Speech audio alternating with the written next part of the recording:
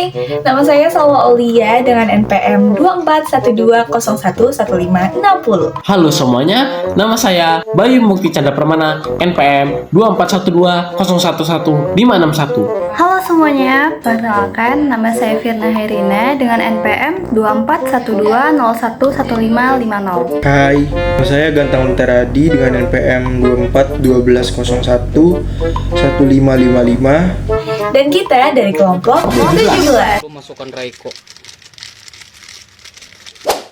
Di video kali ini kita akan membahas tentang pengaturan HAM yang terkuat dalam konstitusi. Tujuan video ini dibuat agar kamu tahu Tentang bagaimana HAM diatur dalam Undang-Undang Dasar 1945 pasca amandemen Dan menunjukkan jenis-jenis HAM yang diakui, serta kewajiban dan tanggung jawab negara dalam menjamin HAM tersebut, serta tantangan dan implementasi HAM di Indonesia. Simak videonya sampai selesai ya. Dadah.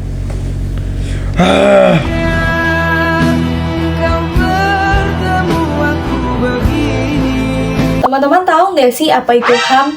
HAM atau hak asasi manusia adalah hak dasar manusia yang melekat secara kodrati, yang bersifat universal, tidak dapat dikurangi, dan harus dijunjung tinggi, serta dilindungi oleh negara dan hukum. Di Indonesia sendiri, pengaturan HAM termuat jelas dalam Undang-Undang Dasar Negara Republik Indonesia tahun 1945, khususnya setelah amandemen yang menjadikan HAM sebagai bagian esensial dalam sistem hukum nasional. Latar belakang historis HAM sendiri di Indonesia menunjukkan perkembangan penting.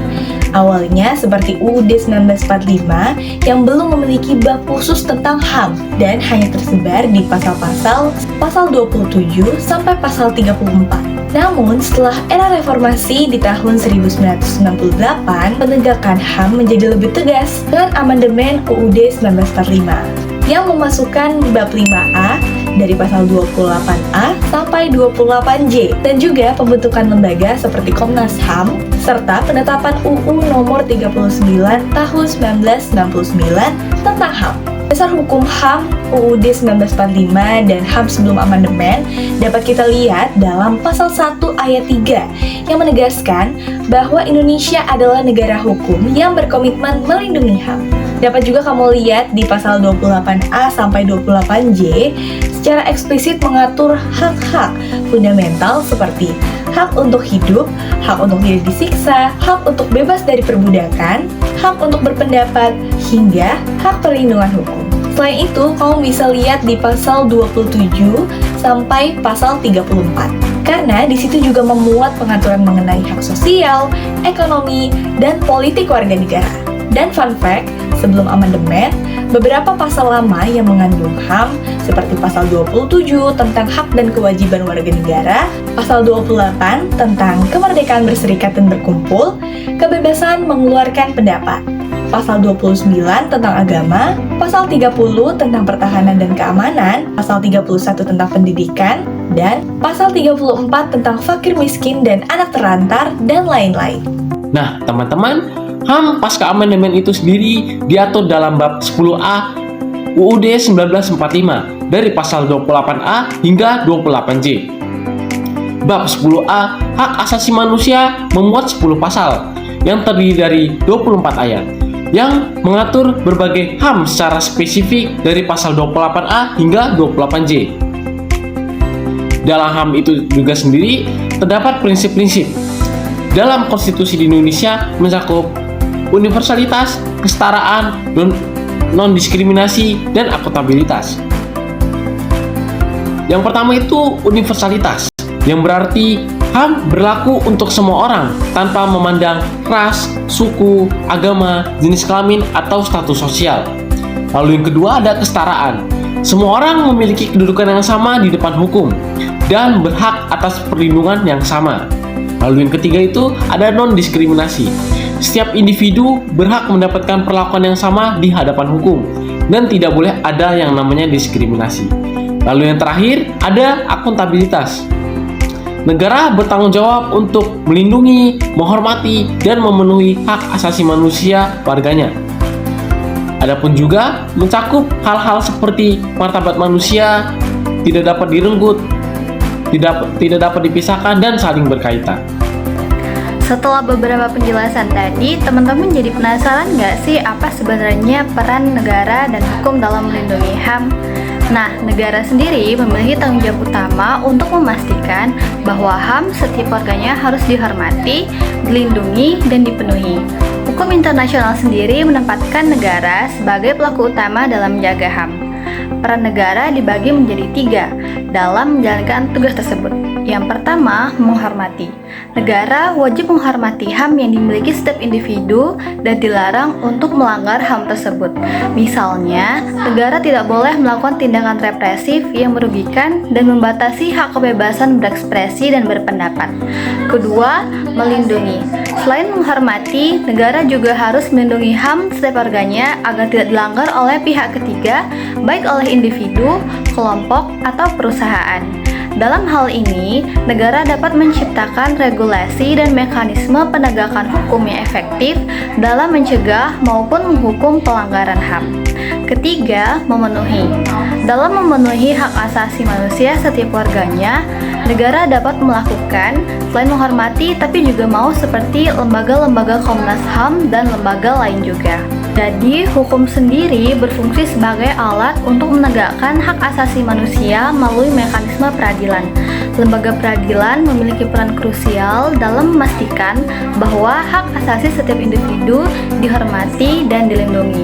Melalui putusan pengadilan, pelanggaran hak asasi manusia dapat ditindaklanjuti dan memberikan keadilan bagi korban. Contoh kasus upaya penegakan HAM. Contoh kasusnya seperti pelanggaran HAM pada masa lalu, pada peristiwa 1965 sampai 1966, penembakan misterius pada tahun 1980-an, dan kerusuhan Mei pada tahun 1998. Banyak korban belum mendapatkan keadilan, meskipun konstitusi kita sudah menjamin HAM. Di masa kini, pembatasan kebebasan berpendapat juga masih sering terjadi. Misalnya, demonstrasi yang dibubarkan dengan kekerasan. Padahal Undang-Undang 1945 sudah menjamin kebebasan berpendapat. Adapun upaya penegakan HAM seperti membentuk Komnas HAM, menetapkan Undang-Undang Nomor 26 Tahun 2000 tentang Pengadilan Hak Asasi Manusia, membentuk Pengadilan Hak Asasi Manusia dengan keputusan Presiden yang fungsinya untuk memeriksa dan memutuskan perkara pelanggaran HAM berat yang terjadi sebelum disahkannya UU Nomor 26 Tahun 2000. Adapun beberapa tantangan yang harus dilalui dalam implementasi HAM. Pertama, seperti mekanisme penegakan HAM di Indonesia masih lemah. Banyak kasus pelanggaran HAM berat tidak dituntas diproses di pengadilan. Kedua, terdapat keterbatasan sumber daya. Anggaran dan tenaga untuk mendukung kerja lembaga-lembaga HAM masih terbatas. Ditambah lagi kurangnya koordinasi antar lembaga pemerintah yang membuat proses perlindungan HAM tidak berjalan optimal. Dan tantangan yang terakhir adalah rendahnya kesadaran publik. Pendidikan mengenai HAM belum merata, baik di sekolah maupun dalam masyarakat. Akibatnya, pemahaman masyarakat bahkan aparat penegak hukum terhadap prinsip-prinsip HAM masih kurang. Selain itu, terdapat pula kelemahan institusional dan politik. Budaya imunitas masih sering terjadi, di mana pelaku HAM tidak dihukum secara adil. Bahkan kasus-kasus HAM sering dipolitisasi, sehingga kepentingan hukum dan keadilan kalah oleh kepentingan politik. Nah, dari semua penjelasan yang sudah kita jelaskan tadi, dapat disimpulkan bahwa UUD 1945 telah mengatur HAM secara komprehensif, terutama setelah amandemen. Namun, kasus-kasus pelanggaran HAM membuktikan bahwa aturan tidak otomatis menjamin penegakan.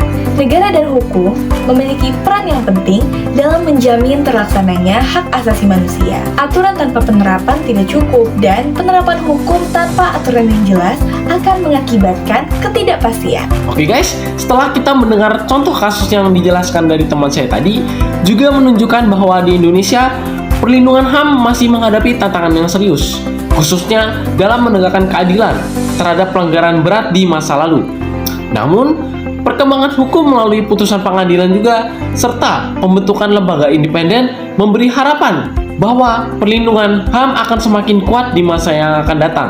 Baik semuanya, itulah penjelasan dari kami semua. Semoga video ini bisa menambah pengetahuan kamu tentang HAM yang ada di Indonesia ya. Terima kasih ya sudah menonton videonya sampai akhir. Dadah. Thank you guys.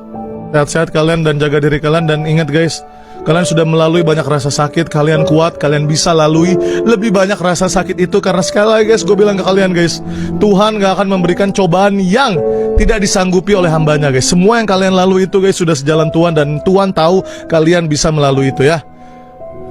Kalian kuat guys, thank you. Brando Winda, signing out.